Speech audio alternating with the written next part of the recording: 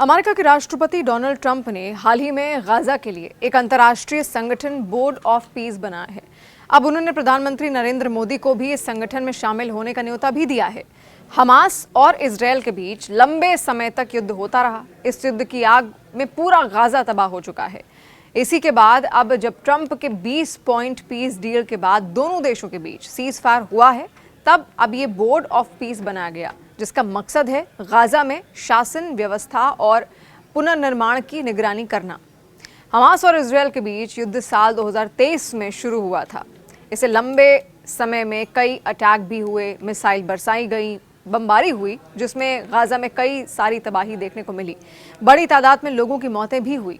ऐसी भी कई सारी तस्वीरें सामने आई जहां दिखाई दिया कि गाजा में इतने बुरे हालात हो गए हैं कि लोग भुखमरी तक का सामना कर रहे हैं, बच्चे कुपोषण का सामना कर रहे हैं। इसी के बाद ट्रंप ने 20 पॉइंट पीस डील पेश की, जिसके तहत युद्ध विराम हुआ। अब यहाँ इस डील के चलते युद्ध विराम हुआ है। वहीं अब गाजा को एक बार फिर विकसित करने का काम किया जा रहा है। गाजा को फिर से विकसित करने में, खंडहर हो चुके गाजा को फिर से लोगों के लिए बेहतर बनाने में ये शांति बोर्ड अहम रोल निभाएगा। ट्रंप ने शांति बोर्ड को लेकर कहा कि अब सपनों को हकीकत में बदलने का समय आ गया है। इस पहल का सबसे अहम हिस्सा एक अंतर्राष्ट्रीय बोर्ड ऑफ पीस बनाना है। ट्रंप के मुताबिक ये बोर्ड एक नए अंतर्राष्ट्रीय संगठन और अस्थायी सरकार के तौर पर बनाया जाएगा। इसका मुख्य काम शासन को बेहतर बनाना, गाजा का पुनर्निर्माण करना और आर्थिक निवेश के लिए कई सारे जरिए तलाशना और शांति बनाए रखना होगा। बोर्ड का काम गाजा को हथियारों से मुक्त करना, मानवीय सहायता पहुंचाना, तबाह हो चुके बुनियादी ढांचे का फिर से उनको खड़ा करना और एक तकनीकी फिलिस्तीनी प्रशासन की स्थापना करना है। व्हाइट हाउस के अनुसार बोर्ड ऑफ पीस गाजा में युद्ध के बाद होने वाले बदलावों की निगरानी करने वाला मुख्य रणनीतिक निकाय होगा। इसकी अध्यक्षता खुद डोनाल्ड ट्रंप करेंगे। ये बोर्ड शासन को मजबूत करने, क्षेत्रीय रिश्तों को सुधारने, पुनर्निर्माण हालात को फिर से बेहतर करने के लिए निवेश जुटाने और बड़े पैमाने पर फंडिंग पर ध्यान देगा। अब परमानेंट मेंबर्स या परमानेंट सदस्य इसमें कौन कौन होंगे वो भी आप जानिए। सबसे पहले हैं अमेरिकी विदेश मंत्री मार्को रूबियो। ट्रंप प्रशासन में इजरायल के सबसे बड़े समर्थकों में से ये एक माने जाते हैं। उन्होंने कहा है कि जो लोग इजरायल की आलोचना करेंगे उन्हें अमेरिकी वीज़ा नहीं दिया जाएगा। उन्होंने कुछ पश्चिमी देशों की ओर से फिलिस्तीनी राज्य को मान्यता देने के फैसले को भी गैर जिम्मेदाराना बताया। फिर है अमेरिकी विशेष दूत स्टीव विटकॉफ, न्यूयॉर्क के रियल एस्टेट कारोबारी और ट्रंप के करीबी सहयोगी।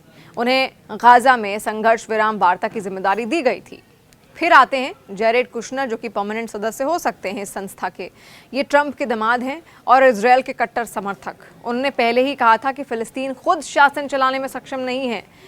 कुशनर ने गाजा को कीमती समुद्री संपत्ति तक बताया था। अब्राहम समझौतों के पीछे भी उनकी बड़ी भूमिका बताई जाती है।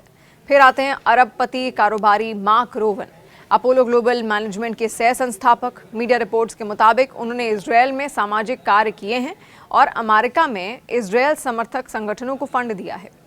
फिर है अजय बंगा, जो कि विश्व बैंक के मौजूदा अध्यक्ष भी हैं।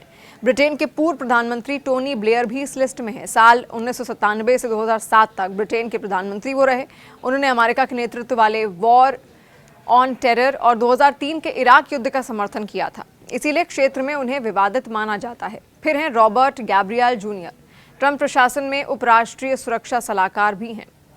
अब क्या है NCAG, ये भी आप जानिए, इसके बारे में पूरा ब्यौरा आप समझिए। मुख्य बोर्ड के साथ 2 और ढांचे बनाने की भी घोषणा यहाँ पर की गई है। पहला है गाजा प्रशासन के लिए राष्ट्रीय समिति यानी कि NCAG, जिसकी अगुवाई फिलिस्तीनी टेक्नोक्रेट डॉक्टर अली शात करेंगे। ये समिति गाजा में सार्वजनिक सेवाओं को फिर से शुरू करने, सरकारी संस्थानों के पुनर्निर्माण और लोगों की रोजमर्रा की जिंदगी को स्थिर करने का काम करेगी। व्हाइट हाउस ने इसे ट्रंप की योजना के दूसरे चरण को लागू करने की अहम कड़ी भी बताया है। मिस्र के मीडिया को दिए एक इंटरव्यू में समिति के अध्यक्ष अली शात ने इसकी आधिकारिक लिस्ट की पुष्टि भी की। ये 12 सदस्यों की एक टीम है।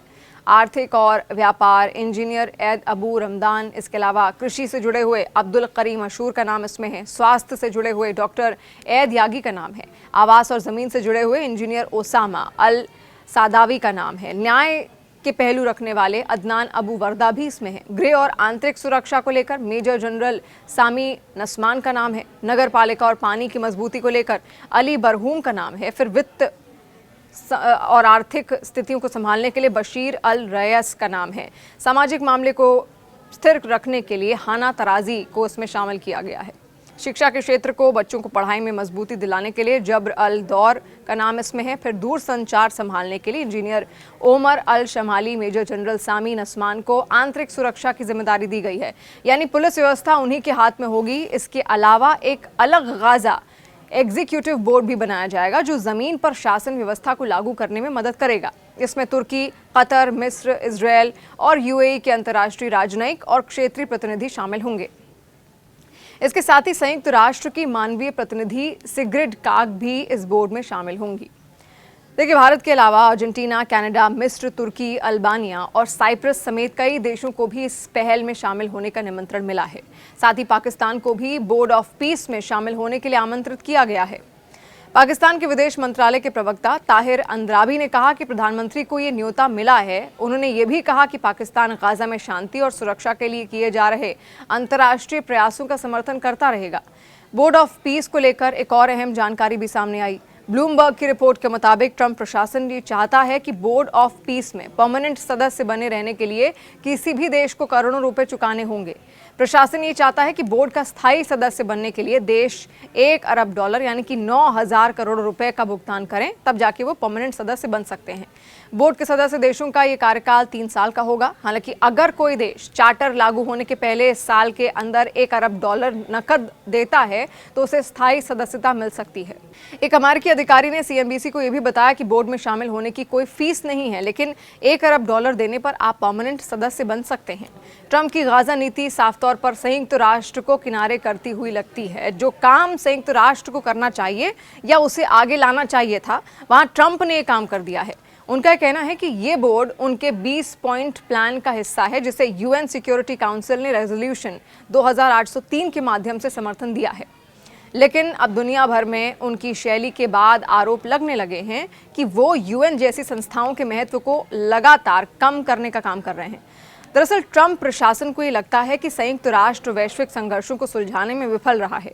इसी वजह से पीस ऑफ बोर्ड बनाना पड़ा, जो आर्थिक फुर्तीला और प्रभावी विकल्प होगा। बोर्ड का चार्टर यूएन जैसी संस्थाओं की आलोचना करता है कि वो अक्सर असफल ही रहती हैं। ट्रंप प्रशासन की रणनीति अमेरिकी संप्रभुता, आर्थिक हितों और राष्ट्रीय सुरक्षा को प्राथमिकता देती है, जिसके चलते वो वैश्विक संस्थाओं को व्यर्थ या अमेरिका विरोधी मानते हैं। ट्रंप का यह भी मानना है कि यूएन जैसी संस्थाएं अमेरिकी करदाताओं के पैसे को बर्बाद करती हैं। ग्लोबलिस्ट एजेंडा जैसे जलवायु परिवर्तन, प्रवासन, लिंग समानता को बढ़ावा देती हैं, जो अमेरिकी हितों के खिलाफ हैं।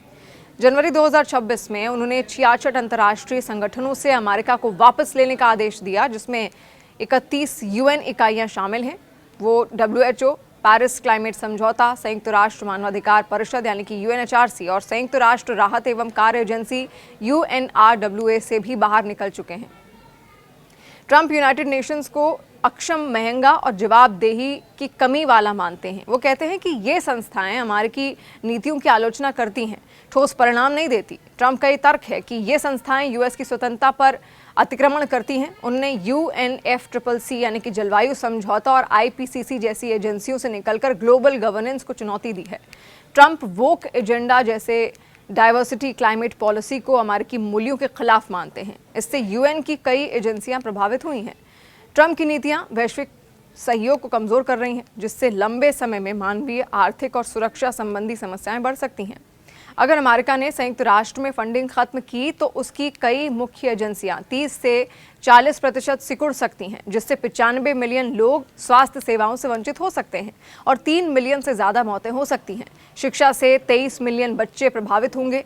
ग्लोबल क्लाइमेट प्रयास कमजोर होंगे, जिससे अमेरिका खुद भी बाढ़, आग जैसे कई खतरों से प्रभावित हो सकता है। WHO से निकलते ही महामारी रोकथाम प्रभावित हुई है। हालांकि इससे दुनिया में अमेरिका का लीडरशिप रोल कमजोर होगा। चीन जैसे देशों को फायदा मिलेगा, लेकिन दुनिया में संघर्ष बढ़े तो संयुक्त राष्ट्र के शांति सेना के जरिए वहां शांति स्थापना में असर पड़ेगा। इस पूरे मामले में कुछ देश ट्रंप के पीछे चल रहे हैं, लेकिन कुछ विरोध भी कर रहे हैं। अगर संयुक्त राष्ट्र संघ और कमजोर हो जाएगा तो दुनिया पर गंभीर प्रभाव पड़ सकते हैं। यूएन और कमजोर हुआ तो बड़े संघर्षों में कोई प्रभाव, अंतर्राष्ट्रीय दबाव या मध्यस्थता नहीं बचेगी। छोटे और कमजोर देशों को बड़ी शक्तियों के प्रभाव क्षेत्र में निगल लिया जाएगा। और इतिहास में लीग ऑफ नेशंस के पतन के बाद द्वितीय विश्व युद्ध हुआ था। ऐसा ही पैटर्न दोहराया जा सकता है। यूएन की एजेंसियां यूएनएचआरसी, डब्ल्यूएफपी, यूनिसेफ, डब्ल्यूएचओ लाखों लोगों को भोजन, शरण, स्वास्थ्य और शिक्षा देती हैं। फंडिंग कट या फिर अमेरिका जैसे बड़े दाता के बाहर निकलने से ये सेवाएं 30 से 50% तक सिकुड़ सकती हैं। इसके अलावा संयुक्त राष्ट्र संघ चार्टर और अंतर्राष्ट्रीय कानून की वैधता भी कमजोर होगी। देश अपनी मर्जी से आक्रामकता दिखाने लगेंगे। कुल मिलाकर वैश्विक सहयोग घटेगा। चीन और रूस जैसे देशों को फायदा मिलेगा। WTO, IMF जैसी संस्थाएं कमजोर होने से वैश्विक व्यापार अस्थिर होगा।